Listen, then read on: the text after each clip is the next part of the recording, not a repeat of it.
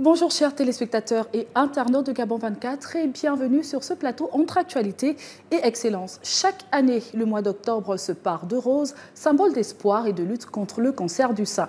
Mais au Gabon, cette couleur prend une dimension toute particulière grâce à une initiative citoyenne, le Village Rose. Bien plus qu'un événement, c'est un lieu de rencontre, de partage et d'amour où malades, proches, bénévoles et institutions se rassemblent autour d'une même cause, dire non à l'isolement et oui à la solidarité. Porté par la créatrice et entrepreneur Sika Rebieno, le Village Rose s'impose comme un souffle de vie, un mouvement qui veut semer l'espoir et cultiver la vie. Ce matin, nous découvrons ensemble comment ce projet du cœur est devenu un carrefour de rencontres, de bienveillance et d'engagement. Madame, Monsieur, Sika Rebieno est notre invitée de la matinale. Bonjour. Bonjour. Comment allez-vous? Bien, merci et vous? Je vais bien également. C'est un plaisir et un honneur de vous recevoir sur ce plateau. Plaisir partagé. Alors, comment est née l'idée du Village Rose? Quelle est la toute première, on va dire, étincelle qui a transformé cette idée en projet? Alors, le Village Rose vient d'une sœur qui m'a contactée.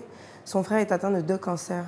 Donc, elle s'appelle Edna Engon. Elle m'a appelée et elle m'a dit, Sika, j'aimerais faire un événement à mon spa pour offrir des soins aux malades, en fait. Donc là-bas, ce n'était pas le cancer du sein. Voilà, c'était vraiment autre chose. Avec Lisa Ndjougou, elle devait faire autre chose. Très bien. Et en gros, elle voulait que je sois l'image. Et je lui ai dit, écoute, laisse-moi réfléchir. Et quand j'ai pris le temps, quand j'ai pris le recul, que je me suis informée sur le sujet, je me suis dit, pourquoi pas faire un événement ouvert, un événement citoyen qui ferait en sorte que la population puisse y participer et puisse se sentir concernée. Et ça ferait en sorte qu'il y ait, pour la sensibilisation, que plus de personnes soient touchées et plus de personnes s'intéressent à ce sujet-là. Et donc, pourquoi ce nom, le Village Rose? C'est joliment dit. Alors, le Village Rose, c'est parce que tout part d'une famille que moi, finalement, j'accompagne. Donc, le Village Rose, c'est ça, c'est vous, c'est nous. C'est tout le monde peut se retrouver à l'intérieur. Ensemble. Et donc, village, pour montrer qu'on a tous une cause à supporter, on a quelque chose à accomplir ensemble, comme une famille, comme un village. Très bien, pour montrer cette proximité-là. Alors, dans le cadre justement de la préparation de cet événement, vous avez, on va dire, touché du doigt la réalité de cette maladie. Donc, au-delà de la couleur, au-delà du ruban rose, quelle est la réalité des femmes atteintes de cancer? Qu'avez-vous pu remarquer? Justement, je disais qu'on a donné une belle image au cancer. Le cancer, c'est rose, c'est joli, ce sont des activités, c'est les rubans. Exactement. Alors que le cancer, c'est quelque chose qui est tellement difficile pour les familles, pour les patients. Ils sont tous traumatisés. On est allé au centre d'oncologie, donc au centre d'Akanda. On a vu les malades. On a l'habitude de voir, vous voyez, le patient qui est assis sur le lit et qui dit « Ah, je ne me sens pas très bien ». Mais ça, ce n'est que le début du processus. Très bien. On a allé rencontrer des patients qui sont déjà bien avancés, qui ne peuvent plus parler, ils ne peuvent plus exprimer la douleur, ils ne peuvent plus dire ce qu'ils ressentent. Ils n'ont plus personne, ils n'ont pas de famille. Et la plupart du temps, les familles les abandonnent parce que par manque de moyens. Donc ils se disent, les églises vont faire, ou les associations. Donc il faut un soutien aussi psychologique. Donc il faudrait qu'on puisse accompagner ces personnes-là psychologiquement, qu'on puisse les accompagner aussi financièrement, qu'on prenne l'habitude d'aller les voir, même si c'est une journée dans la semaine. Mais c'est d'abord la solidarité. Penser que demain, ça peut nous arriver. Ça peut être un membre de notre famille qui est atteint ou ça peut être nous-mêmes. Exactement. D'où l'importance justement de faire le dépistage très tôt. C'est très important. Exactement. Alors, il y a quelques jours, vous avez visité une femme atteinte du cancer des ovaires. Oui. Donc, c'est important aussi de signifier qu'il ne s'agit pas simplement du cancer du sein, mais de tout type de cancer. Ce sont les cancers féminins et même, je disais, ce sont les cancers tout court. Parce que tout le monde a besoin d'aide. Mais aujourd'hui, notre événement se passe en octobre, donc on l'a habillé de rose parce que c'est le mois symbolique du cancer féminin. Du coup, on est allé voir cette dame-là à Essassat. Elle est en stade 4 cancer des ovaires, c'est quand même pas rien. Exactement. Et quand j'ai vu les conditions dans lesquelles elle vit et surtout qu'elle m'a expliqué qu'il n'y a pas les médicaments adaptés au Gabon, donc il faudrait faire venir ces médicaments, pas de chimio depuis le mois d'avril, c'est dur à entendre et je me dis il faut faire quelque chose pour ces gens. Exactement. Et on peut se poser quand même la question en ce qui concerne la prise en charge des malades parce que la dame, justement, atteinte de cancer d'ovaire, elle expliquait qu'elle n'est pas prise en charge par son assurance maladie. Alors, la CNAM-GS, a priori, prenait à 100% pendant un moment. Et aujourd'hui, ils ne prennent plus à 100%. Donc, les patients ne peuvent pas se permettre de régler le reste des factures. Exactement. Donc, il faudrait vraiment qu'on puisse revoir ce système-là parce qu'une personne atteinte du cancer ne peut plus travailler. Exactement. Elle ne peut plus produire de l'argent. Donc, ça veut dire qu'on doit l'aider. Les ressources sont limitées. Voilà. Les ressources on ne peut plus l'aider. Et les familles travaillent, ça c'est clair. Mais si on a des factures à hauteur de millions et que la CNEMGES ne peut pas prendre en charge ces factures-là, les familles se retrouvent quand même déjà qui n'ont pas les moyens. Les familles se retrouvent avec des factures exorbitantes. Ils n'y arrivent pas. Très bien. Est-ce que cette question d'assurance maladie sera abordée lors du village rose? Alors, on essaye de faire au maximum parce qu'on a certaines institutions qui nous accompagnent. D'accord. On a déjà commencé à en parler, à dire, faire le retour des patients parce que c'est aussi notre travail. Le relais. Voilà, on fait le relais entre eux et nous. On essaye de voir le plus de cas et on voit en fait leurs points communs pour faire remonter l'information. Et on espère que ça va donner quelque chose. Très bien. Alors, en ce qui concerne cette journée du 26, comment va-t-elle se dérouler? Qui aura-t-il au programme? Alors, de 8h à 11h, on aura les activités sportives animées par des coachs professionnels, donc fitness, zumba, yoga, tout ça, totalement gratuit. Ensuite, de 11h à 17h, on aura les stands d'animation. Donc, pensez comme village de Noël, donc exactement. Ambiance familiale, il y aura un peu de tout, vous pourrez venir acheter ce que vous voulez.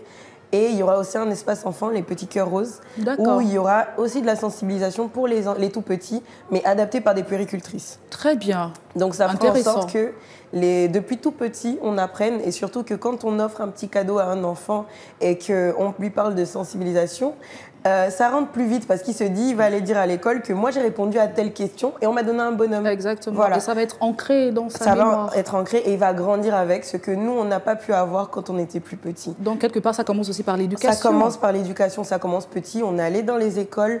Là, on est dans le process maintenant pour les universités, etc. Donc, il faut que ça passe par tout ça. Ensuite, le soir, de 17h à 21h, on aura le concert caritatif.